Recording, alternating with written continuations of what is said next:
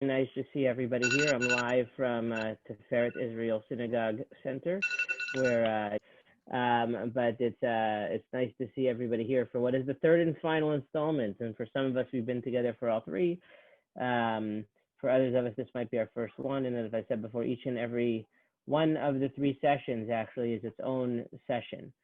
So you're welcome to watch the other two. You're welcome just to participate in this one. And I hope that some people might be intrigued enough to watch this one when it goes up on the website.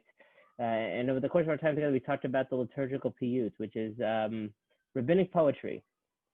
And the rabbinic poetry is a really beautiful and emotional part of the high holiday services and liturgy. And a lot of the prayers that we know about when we think of the high holidays, when we hear about the high holidays, a lot of those ancient melodies come straight from the Piyutim, from these poems.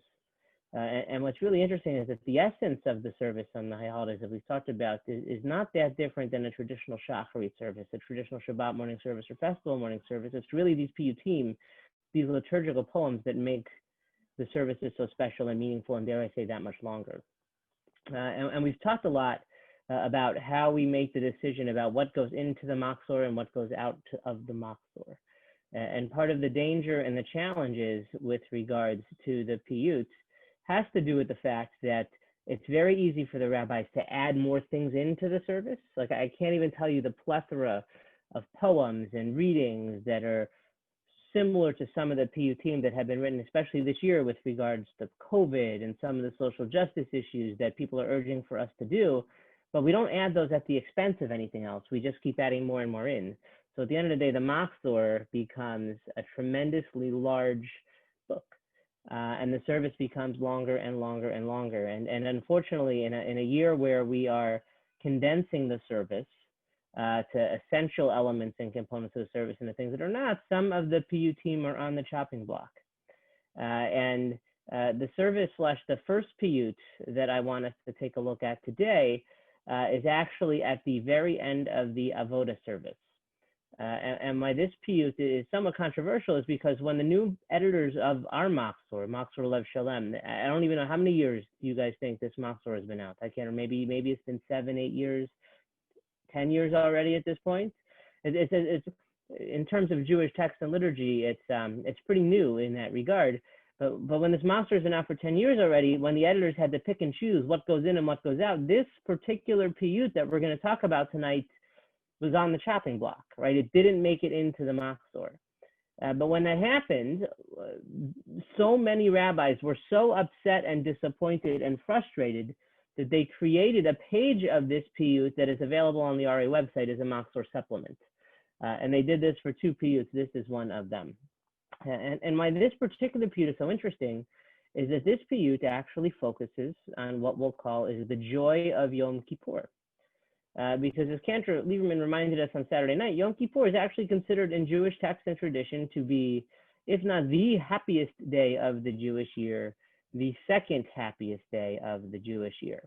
So if you take a look in the, so hold on, before we get to the text, this Piyut, when we read it in the course of the Machzor, it comes at the end of the Avoda service. Anybody know what the Avoda service is? Who wants to give us a quick, like, 1-sentence summary of the Avoda service?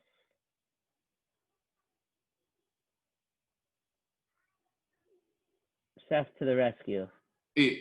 Now I'm worried I'm gonna get it wrong, but it's the it's recorded. I'm just I know it'll be a posterity if I get it wrong. Isn't it the service where we recreate the actions of the high priest? Exactly correct. It's the nail on the head, Seth.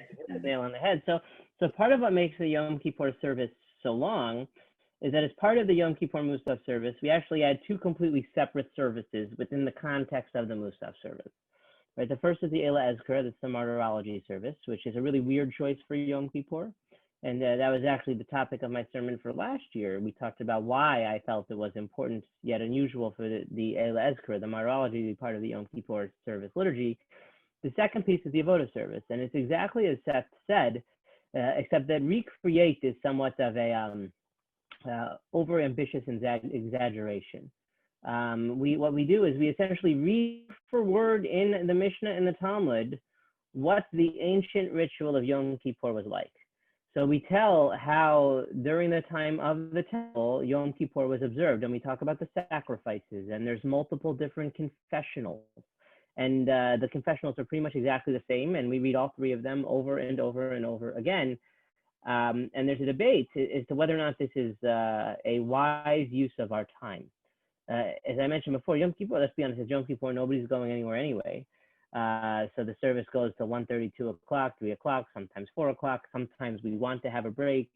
Other times there's no break in the middle of the day. So you're looking at, depending on how intense and how much we involve this particular service as part of the liturgy, you're adding another 25, 30, dare I say 45 minutes into the service by retelling, and by simply reading what the traditional text tells us is part of the service, is the traditional part of the service. So one of the questions I want us to answer together is, number one, why we do this, because it feels like somewhat of a ridiculous concept.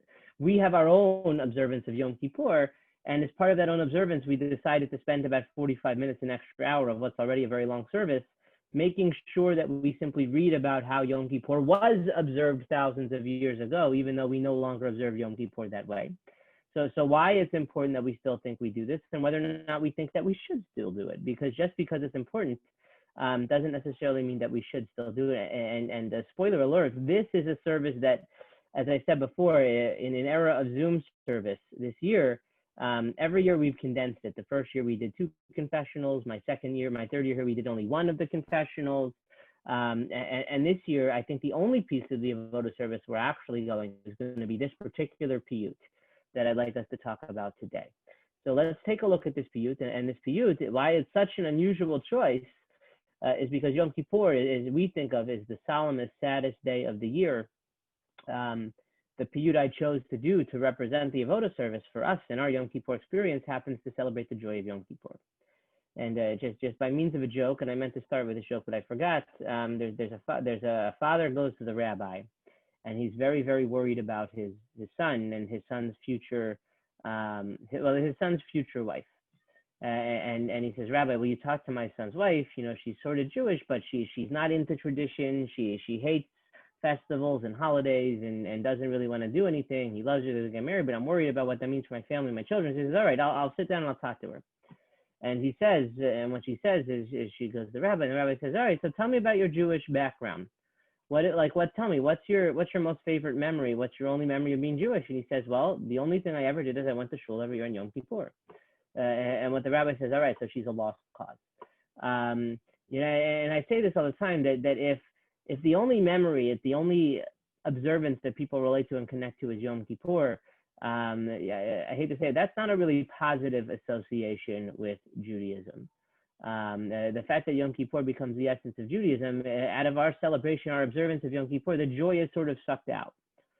Yom Kippur is meaningful. Yom Kippur is, we literally are supposed to beat ourselves up over how bad we've been, that we've lost the joy that used to be the celebration of what it means to be reborn, to be renewed in a way that we can start from fresh, moving forward. The ability to make up for our past mistakes and to sort of be on a new path for better is really a beautiful and a phenomenal opportunity that most people don't take advantage of.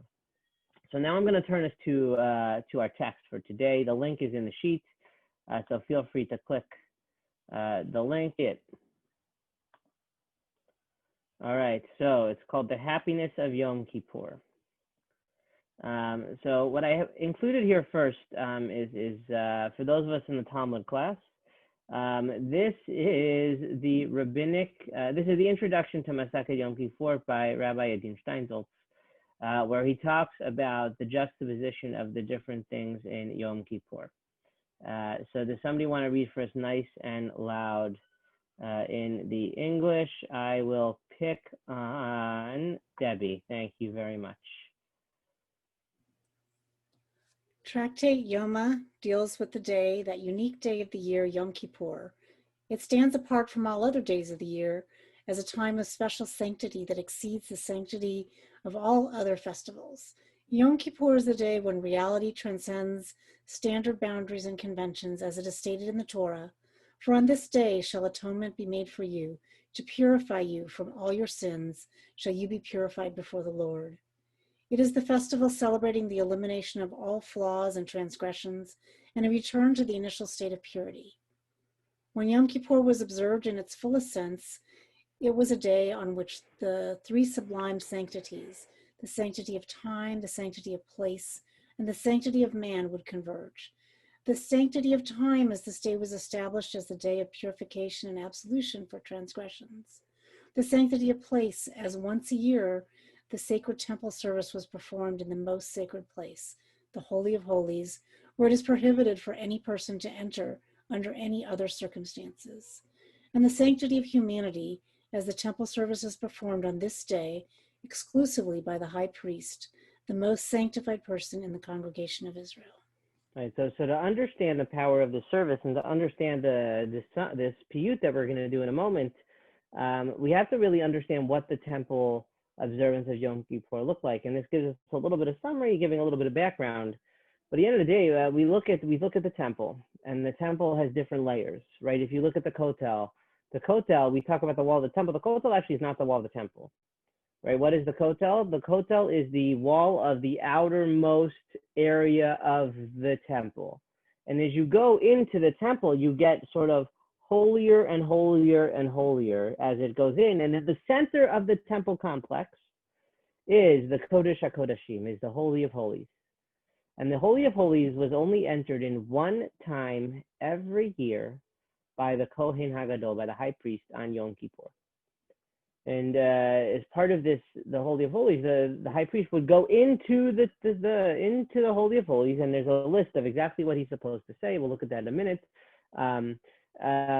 And essentially, through this confessional, the high priest would figure out how to have all of Israelites' sins absolved, and which is a really, like, it's an intense moment, right? It's like a do or don't. The high priest would go in, and nobody would know what would happen, but every year the high priest would come out, and sure, yay, you're absolved. And it's a big festival, it's a big party, because God accepted tshuva at that point, right? You talk about the sacrifice of Azazel, the sacrifice of the goat, and the blood would be shared on the altar in the Holy of Holies, and everything would be absolved. A really beautiful type of somewhat barbaric and archaic, but that's tense. It was so that, as I said, nobody knew whether the high priest was going to come in, going to come out, wherever the high priest would happen. They actually tied a rope around the waist of the high priest, so that when the high priest would go in, they would be able to, God forbid, something happened to the high priest, is the only person going in here. They'd have to figure out if he was alive or dead, something happened, how to get the high priest out, because nobody was allowed in there except one time of year. And that's the biblical observance of Yom Kippur. That's the temple observance of Yom Kippur. And as I said before, in the era of the destruction of the temple, as is the case with most of Judaism, the Israelites had to figure out how it was that they were going to re-observe Yom Kippur. So let's take a look. So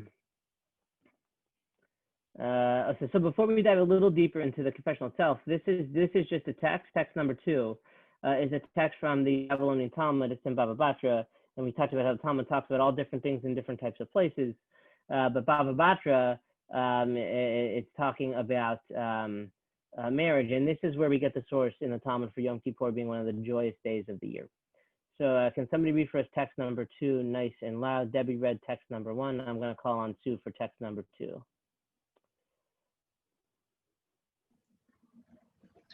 The Gemara discusses. Go. The Gemara discusses a Mishnah that addresses the issue of intertribal marriages.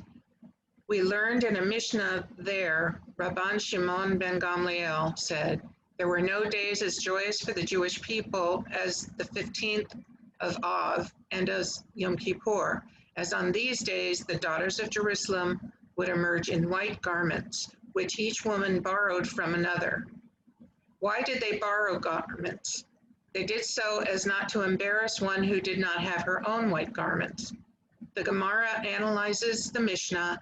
Granted that Yom Kippur is a day of joy, because it is a day of pardon and forgiveness, and moreover, it is the day on which the last tablets of the covenant were given. But what is the special joy of the 15th of Av? All right, so then the Gemara goes all into the 15th of Av, and 15th of Av is a festival, is Tu B'Av. Tu B'Av is sort of Jewish calendar's version of Valentine's Day. And it makes sense that would be a beautiful, joyous day. It's really interesting that for us, the logic is somewhat counterintuitive. So when we think about joyous days, we would say, of course, we understand that Tu B'Av is one of the happiest days of the year, but why would Yom Kippur be one of the happiest days of the year? The Talmud, on the other hand, says, well, of course, we understand why Yom Kippur is one of the happiest days of the year. Why would Tu B'Av be one of the days of the year, of the happiest days of the year? So the Gemara goes in, and Tu B'Av, love, day of love, Valentine's Day, day of Shidduch. You have the relationship between light. We talk about all of these different types of things. But Yom Kippur is clearly seen as a day of celebration, right? It's a day of great sort of angst and anxiety, and at the end with this joyous sort of party end result. So I just want to share that particular text with you. And here we have the third text. And the third text is just one of the confessionals. So as I mentioned before, there are 3 confessionals that are said as the Avodah service, just to see the heart of the service. So I think it's important to take a look at that for when we see what the text of the actual Piyut is and what the Piyut is actually celebrating at the end. And this is what we say or would say during the Avodah service, during the temple service, that we read. So let's take a look right here. It says, and this was his confession. I'm going to ask Seth to read that part for us nice and loud. The screen share went away though. Let me see why that happened. I don't have screen. Does everyone else see the text? I don't see it right now. I see it. All right. I'm sorry, Rabbi. No I did worries, something that Seth. took away my screen share. You have to call on I someone else. apologize, and to be fair, I'm somewhat relieved that it's you and not me, because usually when there's a tech problem, it's my fault. But with that being the case, how about Sue Braun? Do you mind reading for us? I apologize. It was Sue Hermes last time, but would you take us away? Starting with, and this was his confession? Yes, and this was his confession. Okay, fine. And this was his confession. I beg of you, Hashem, I have sinned, acted wickedly, and rebelled against you, I and my household. I beg of you, with your name, atone the sins, iniquities, and rebellions that I have sinned, acted wickedly, and rebelled against you, I and my household, as is written in the Torah of Moshe, your servant, from the mouth of your glory.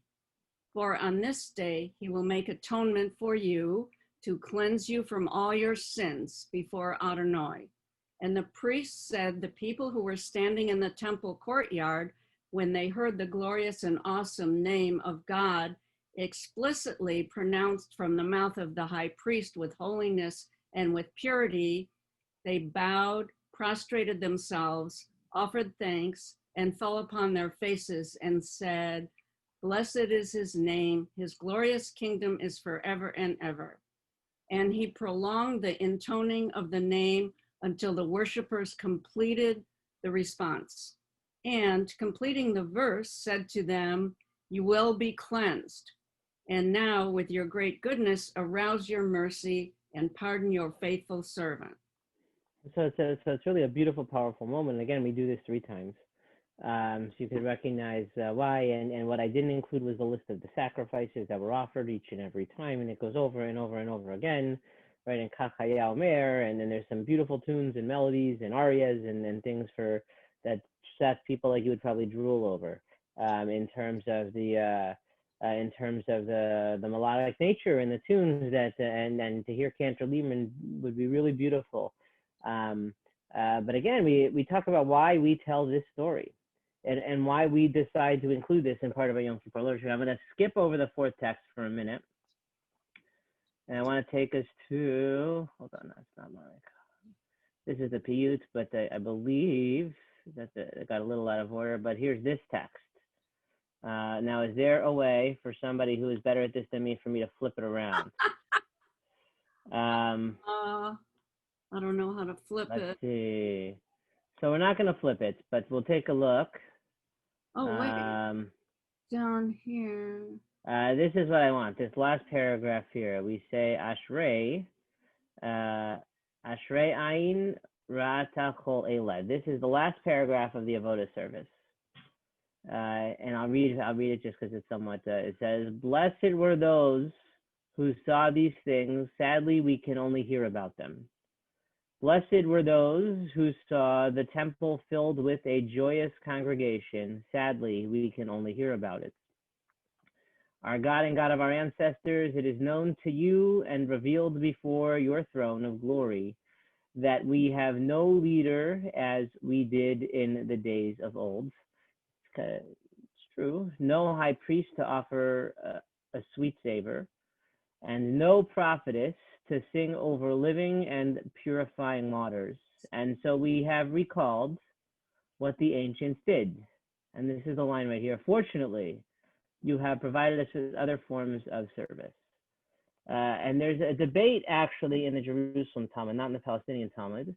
But at the end of the day, it talks about that simply saying what we did is just as good as doing what we did. So they're trying to give themselves credit for the way in which they really observed and participated and followed the temple service. Simply by saying what was happened, they sort of get the credit for doing it. So that's why some of the authors of the Piyut team tried to do this. And this is written, this bottom part of the Piyut is written by the name of Yossi ben Yossi, a very clever name. And a lot of his stuff actually was discovered Cairo Geniza in a bunch of other places. But what he does is he sort of crafts this service, a central and integral part of Yom Kippur, and his machzor, his structure, sort of comes to be what our machzor and our structure is. I will say, well, his version of the Avodah service was the original version of the Avodah service because we didn't really know his. There are like 3 or 4 other versions that we think are based off of his, and eventually they become canonized in the way that we use it, but most include this particular passage. And now that brings us to the actual Piyut itself. The actual Piyut itself, but again, amidst all the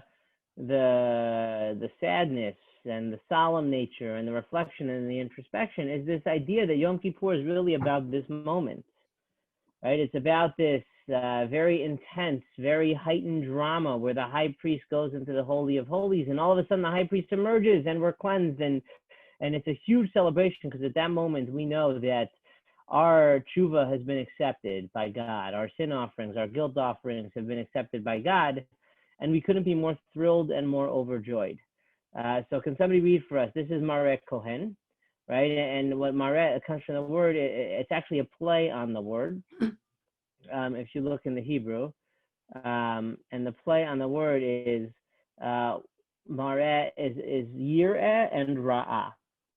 And what Ra'ah means when we see, because it literally means when they saw the Kohen emerge, right? This great sense of joy, but the word Yirah, it is somewhat of the same root, but it's the same last 2 letters, is about fearing the Kohen. And what that means to this great moment of fear and anticipation, and to all of a sudden have that burden lifted off of our shoulders is a pure moment of ecstasy and a pure moment of joy. So can somebody read for us? Seth, you have your screen sharing back? All right, Mareh Kohen, and this is the Piyut, with all of that in the background, all of the Avodah service, the temple service, and the 3 confessionals, Yom Kippur being a day of joy and of jubilation, and the need for us to celebrate. Again, the rabbis, conservators, had a revolt. This Mareh Kohen was actually left out of the machzor as a Piyut, and so many people complained that they recreated it to supplement that we can get off the website. So Seth, take us away. Truly, how glorious was the high priest as he emerged from the Holy of Holies, unharmed and in peace. Like the canopy of heaven stretched out for those who dwell on high, Mareh Kohen. Like lightning flashing from radiant heavenly beings, Mareh Kohen. like the blue of the braid of the four corners of the garment, Mare Kohen, like the image of the rainbow amidst the clouds, Mare Kohen, like the glory that clothed the first creations, Mare, but they were naked, Mare Kohen, like the Well, they were rose rise, clothed with glory.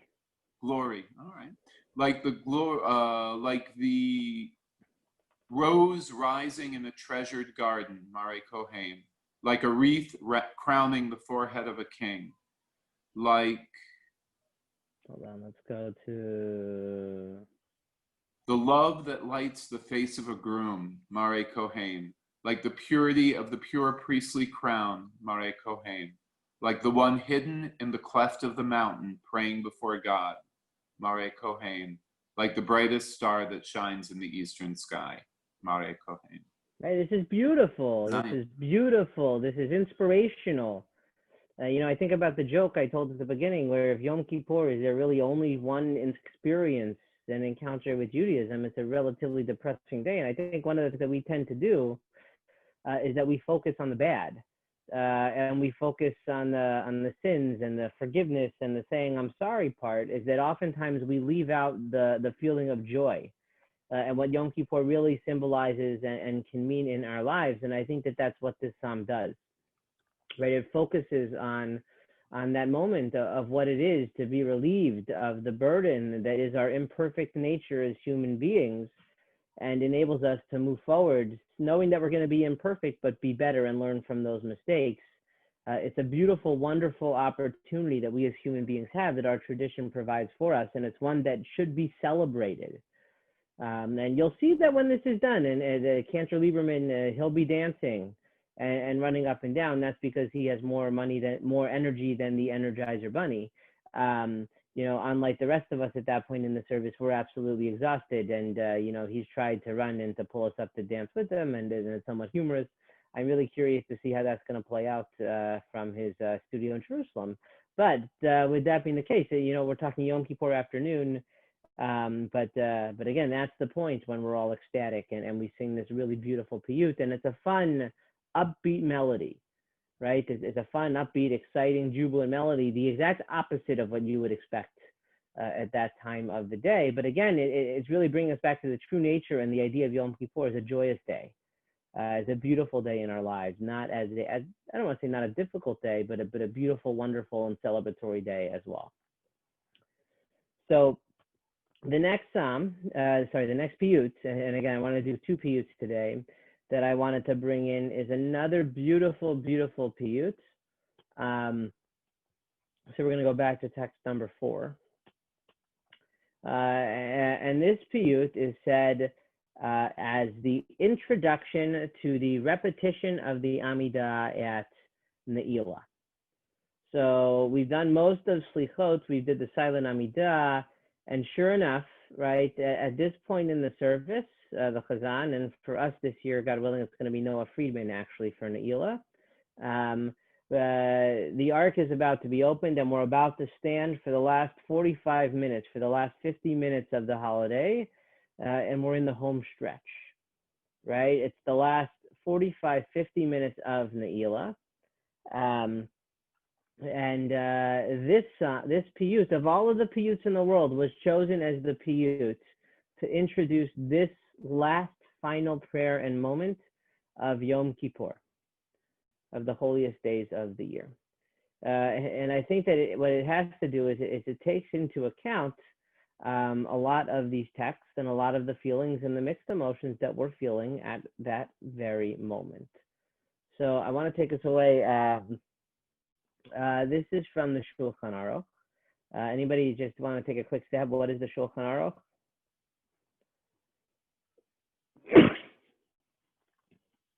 The set table? So it literally means the set table, and that's where the book gets its name from. But essentially, it's a Jewish law code. It's probably one of the most authoritative Jewish law codes written by Joseph Caro, relatively late. I want to say the 14th, 15th century. Maybe even later, maybe 16th, 17th, although you can all Google that and let me know. But today, still, it's one of the most authoritative law codes in Judaism, telling us when and how ultimately this this prayer become Ne'ilah, but it gives us the rules and laws. It's taken from Or Chaim, and it's a book that literally just tells us how to be Jewish. And it covers laws from life cycle events to kashrut to festival celebrations to orders of tefillot. And this is in its section where it talks about the Yom Kippur, it talks about Slichot and the Ne'ilah. So this is a nice chunk of reading. Who is up for it? Anybody up for it? I'll do thank it. you, Deb. Oh. Thank you, Ellen. Okay, in communities in which Ashrei and Uva are recited before the afternoon service, Ashrei should be repeated before the concluding service called Ne'ilah, in order to signify a break between the afternoon service and Ne'ilah for the reasons stated in section blah blah and section blah blah. All right, so Ne'ilah is this sort of separate, reinvented service. And as I mentioned before, yeah, Ellen, I apologize, I'm going to interrupt you a lot. And the word Ne'ilah literally means to lock, and it's the idea that at the end of Ne'ilah, the gates of prayers will be locked. You know, we talk about the book of life. At the end of the day, at the end of Ne'ilah, that book is closed, right? So this is our last chance to get those final prayers into God, into heaven, before the ark is closed, before the gates of heaven are closed. So what's interesting is that, again, as I said before, most of the festival services are based off of a typical Shabbat service. And right now, you know, while we had those two extra sections in Musaf, they were still part of the Musaf service. Ne'ilah is just sort of thrown in there as this extra service that we don't see any other time during the year, right? Because we have Mincha, and believe it or not, after Ne'ilah, we're going to do Mariv. We're going to do the evening service. So Ne'ilah is just sort of this extra service. It's an extra Amida. All of this stuff is not part of the traditional structure of a service, just thrown in there in the middle of the day, because we need one extra chance, one last chance before the day comes to an end to conclude. So Ellen, please keep going. Want me to read the footnote about the time and extending it, or skip that? Yeah, keep going. It's not The really a time of the footnote, Ne'ilah but prayer begins when the sun is at the treetops, i.e. shortly before the beginning of sunset, and continues until shortly before the appearance of the stars. The Shaliach Tzibor should therefore be brief in the recitation of the Slichos and hymns in the midst of this service. He or she should not extend every word of the Ne'ilah service as one does in the other prayer services, so that one will be able to complete Ne'ilah before the stars appear. yeah, so this is always a game for clergy, the Ne'ilah service, right? At the end, we're looking at our watch, we're going back and forth, we're trying to figure out what do we cut, where do we have to make it extra long, did we start too early, did we not give ourselves enough time, right, to get there? Because what's at the end of Ne'ilah service? What's at the end of Ne'ilah? Is the food, right? Of course, the gates of heaven are locked, but you know, if the final shofar blowing is supposed to be at 7:12, God forbid we blow it at 7:13. Right, and we have that extra minute before we get to break fast. So you know exactly when you want to start, you know exactly when you want to end, and I guess it's a little fun. It's a little fun. They have to keep going back and forth. It's to end exactly on the right time, when the time needs to be, because you can't blow too early, but God forbid you blow too late. Let's keep going, Ellen. The rationale is that this prayer was instituted on communal fast days to correspond to the locking of the gates of the sanctuary in the Beit HaMikdash, which took place during the day after the kindling of the menorah in the late afternoon. In this, we resemble a servant who seeks to take one's leave of the king, but before departing, one requests a reward or a gift and then departs and locks the gate behind oneself. Okay, so this is a little bit more of a thing. So originally, just from a historical perspective, Ne'ilah wasn't just said on Yom Kippur, right? It's the only time we say Ne'ilah today, but when was Ne'ilah said? On any communal fast day. On any communal fast day, because it's the last chance, it's the last opportunity we have during that fast day to take advantage of the opportunity that fast days provided us for reflection, introspection, and for prayer. So it was said on a much, much more regular basis, although not too frequent of a basis. All right, Ellen, let's keep going. Some authorities, however, maintain that the Ne'ilah service can be extended and continued into the night even though this is after the time that the gates of the sanctuary were locked.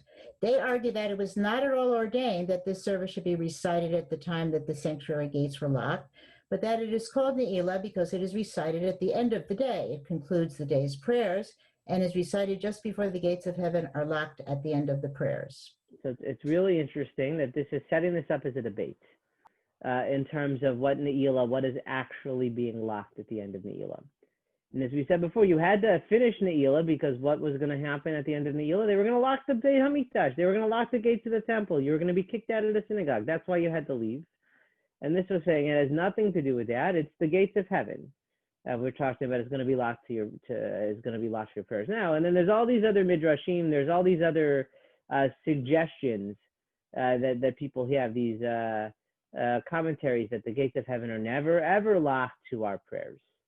Right, the gates of heaven are locked maybe to our words, but the prayers of our tears, it's always open. And other people would say that the gates of heaven, you can still do tshuva slicha, really all the way till the end of Sukkot and Simchat Torah.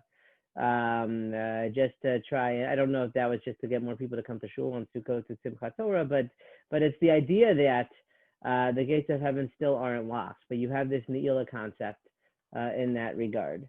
Nevertheless, we keep going. Ellen, please. The halacha follows the former view. Nevertheless, nowadays it is customary to follow the latter view. Those who do so should not be rebuked. Ne'ilah must, however, be started while it is still well before sunset. Also, care should be taken to recite the hymn beginning Hayom Yifneh, the day wanes before sunset, for otherwise one would seemingly be uttering a falsehood in God's presence. So that is not what we decided to study for tonight, but there's another famous piyut called Hayom Yifneh, which is the day opens, and what it's saying is that if this is part of your prayers, you can't lie in your prayers. So it's like essentially saying the morning Shema when it's not the morning, and that's just, you can't say the morning, you can't talk about sing a prayer that you're praying during the day when it's at the night. That's not a good way to end Yom Kippur, is to be lying or to be off in terms of what you're saying in your prayers to God. So again, it says that traditionally Ne'ilah used to be about leaving the sanctuary, and that it was just the gates being closed was talking about it's our last chance before they close the temple. But now today we're supposed to observe Ne'ilah is the gates of heaven being closed at the end. So this last piyut that I want us to learn, again, with all of that background in place, let's turn to, and I apologize, I think it's also upside down.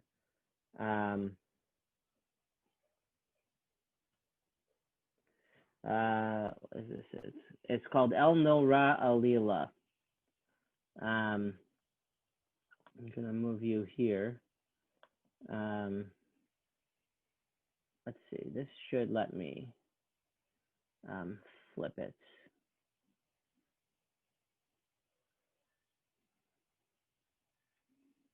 Just so we could take a look.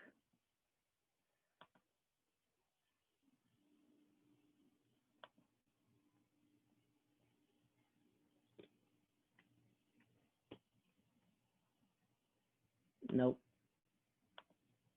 We'll try one more thing.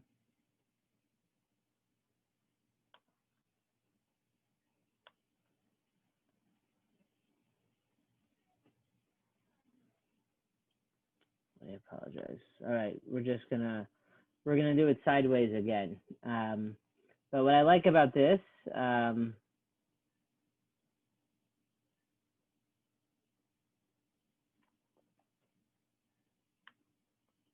where are we?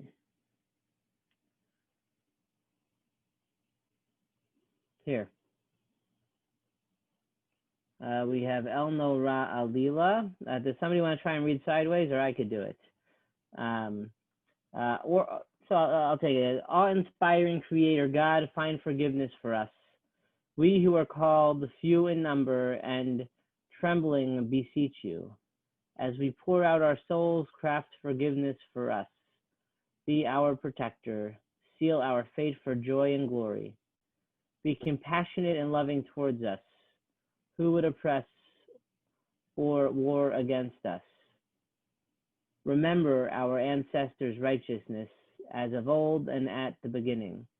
May this year be one which is pleasing to you, to their former glory. May we, your children, length of days merited, may Michael protect of Israel, bring tidings of redemption. Awe-inspiring God, in this closing hour, raise our eyes towards you. In this closing hour, we wipe away our sins and denials. In this closing hour, shield from terror. In this closing hour, bring judgment on all. In this closing hour, and renew our days. In this closing hour, restore your remaining flock. In this closing hour, celebrate with joy and gladness. In this closing hour, along with Elijah and Gabriel in this closing hour. What I will say is that I think I actually read that the wrong way. I think it's awe-inspiring Creator, find forgiveness for us in this closing hour. We who are called few in number, raise our eyes towards you. I think it goes that way, actually. That I'm like, now that I'm trying to look at it the right way. And that makes a lot more sense with the way that the song is sung. But as powerful as the words of this particular piyut are, is the melody. And again, when you have a wonderful chazan or chazanim, as we have at the Tiferet Israel, you hear and you can read in the text of this particular psalm the urgency that exists in the words. I mean, it even says, in this closing hour, right? The idea that this is our last shot, and this is our last chance. These gates are literally shutting the door, and this is our last opportunity to have that sincere conversation, to ask for forgiveness, not so much for other people. We can always ask for other people, but really between us and God. And that's one of the reasons why, we've started this tradition at Tiferet Israel, where people get to step up in front of the ark during the Elah, beginning when this piyut is said. This is when we begin that process, because it's our last shot. It's our last chance as the holiday is coming to this. And the melody, again, Cantor Lieberman will sing it, has sung it for us in the past, and Noah as well does a beautiful job. It starts off incredibly slowly. El Nora Lila, El Nora Lila, very, very slowly. And by the end, it's going incredibly fast, trying to, with the words and trying to sort of measure the moment and the urgency we feel at that very moment as the holiday and as the festival is coming to an end. And again, I think that one of the beauties of the High Holy Day season is the way in which the melodies are so perfectly fit and in tune with the meaning of the words in the prayers. And again, you only get that with the piyut, because you don't get that in the same way with the rest of the service, because the rest of the service has nusach. And there is High Holiday nusach, the same way that there's weekday nusach, and the same way that there's Shabbat nusach, the melodies and the tunes to which the service is chanted. But the piyutim, as we talked about, are these sort of special poems. They're songs written by people who once upon a time were rock stars, right? El Nor Alila was, anybody who wrote El Nor Alila, I think it actually says right here on the side, I know I see everybody turning their head to read it, was written by a guy by the name of Ibn Ezra. Has anybody ever heard of Ibn Ezra before? Yeah, one of the most famous biblical commentators of all time, recognized not just in his death, but also over the course of his life for his scholarship. It's like the equivalent of Bon Jovi writing something and asking for us to include it in our prayers. And I mean, it's beautiful, it's powerful. And I don't believe that he wrote the melody at all. The melodies come much later. And as we know, there's like 30 bajillion melodies for each and every one of these piyutim. But these powerful poems coming from some of the greatest rabbinic scholars and thinkers and writers of their generation become our prayers. And it's one of the best arguments that I've ever seen, and Debbie I know particularly enjoys this, for bringing in other prayers into our prayers, right? So sort of deviating from the traditional text. And again, where that becomes a problem, problem's not there, we'll say a challenge, is that we can add as much as we want to the service. right? A Shabbat morning service could take 7 or 8 hours, and you could sing every song written by every rabbi, every melody. But at the end of the day, where it becomes hard is that you can't take things away. There is a halacha, there is a tradition in terms of, you're going to do shacharit, and you're going to do the Amidah, and you're going to do the Kaddish, and on the holidays, you're going to do the Vidui and the confessionals. And these poems, these piyutim, there's hundreds of them, there's thousands of them that we would want to include, that would be really meaningful, that would help enhance the joy of the holiday, or that would help us become more reflective in terms of thinking what the holiday was about. But at the end of the day, when you have to put things at the threshing floor, you kind of have to prioritize. And it's hard to pick. Like on day one, we'll do this one, but on day two, we'll do that one. And it's because we're all going to be on the computer this day there are rabbis that are trying to keep their service for high holidays under an hour and a half. I have no idea how that's possible. There are synagogues that aren't doing any Torah reading from all the halakhic. All these different types of things. And when you do it, when you cut out all of these piyutim, you're really taking out, I think, the beauty and the meaning, the emotion, both in terms of the words as well as the music. Because I think it's within the context of these piyutim.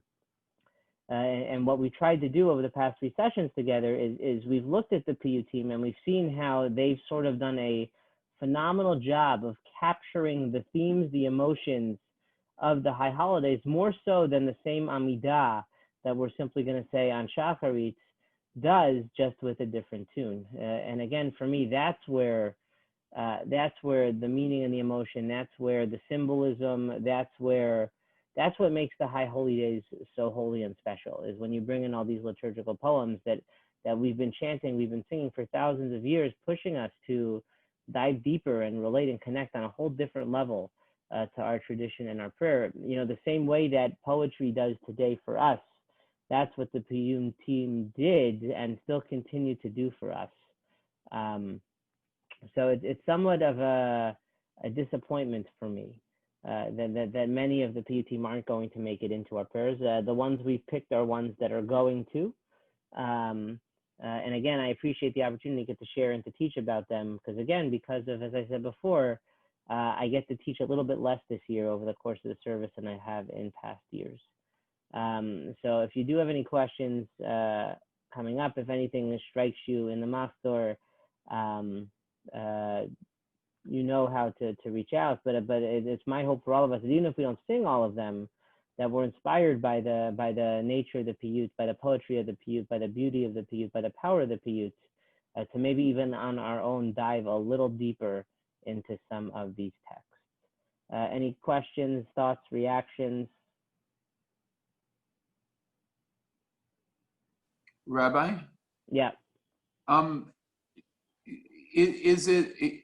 I have this impression, and I don't know if it's true, that these piyutim are more important in the Sephardic world because there seem to be more special tunes for them, or is that just that's Hanan's area of interest, and so when he shares them with us, it makes it seem like there's more of them than they're celebrated than the Ashkenazic rite that we all grew up in. Most of us. So I'll say that there are Ashkenazic and Sephardic melodies to all of them. Oh. I'll say that I think that listen, I think the Sephardic melody, you'll tell the difference between you hear the melodies. Most of the Piyutim have multiple melodies.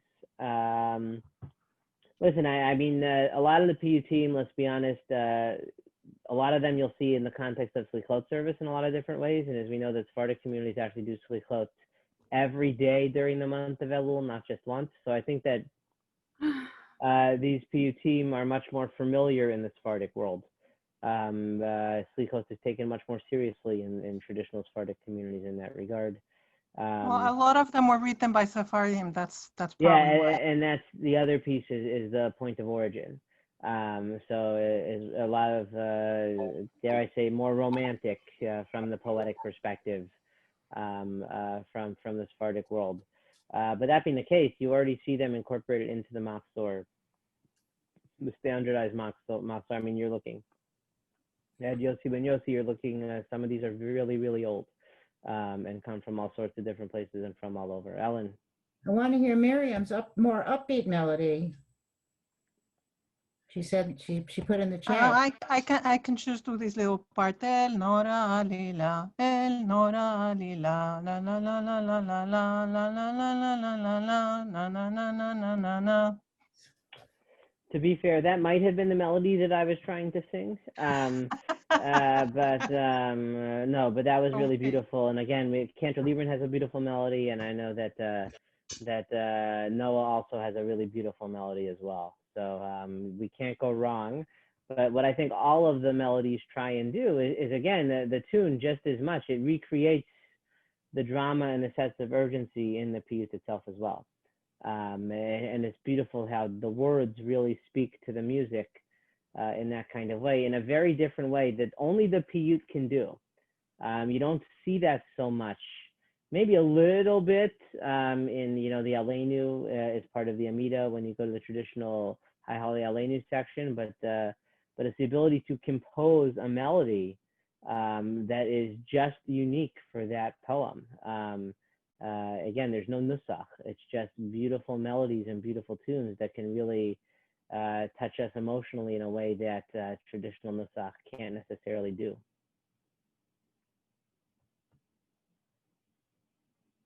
I hope we can keep this one. Yeah, so this one's a keeper. I'm just going to be honest with you. This one's a keeper. There was never a doubt that El Nora Lila is there. I'll say that there's some really fun translations of El Nora Lila that are also still rhyming. The one in our Moxor is not that kitschy, but this one is definitely a keeper. I said Marek Cohen got axed actually, right? The decision was made for it to be taken out of the Siddur, but so many people were so disappointed because the focus of our Yom Kippur is not on the joy of the day.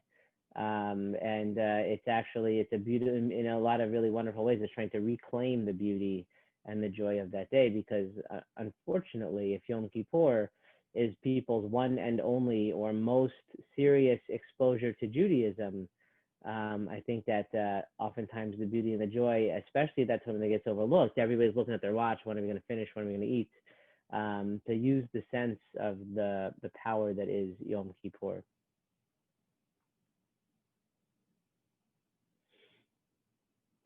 All right, so thank you so much for joining us and hanging in there. Again, this is the third of the three classes. I hope that you learned something, and I hope that from our conversations today and over the course of the series, gained a little bit of perspective and a newfound appreciation for some of these Piyutim. And God willing, next year in the sanctuary, we'll sing all of them. But I appreciate the chance to get to explore them with you today, virtually nonetheless. So thank you.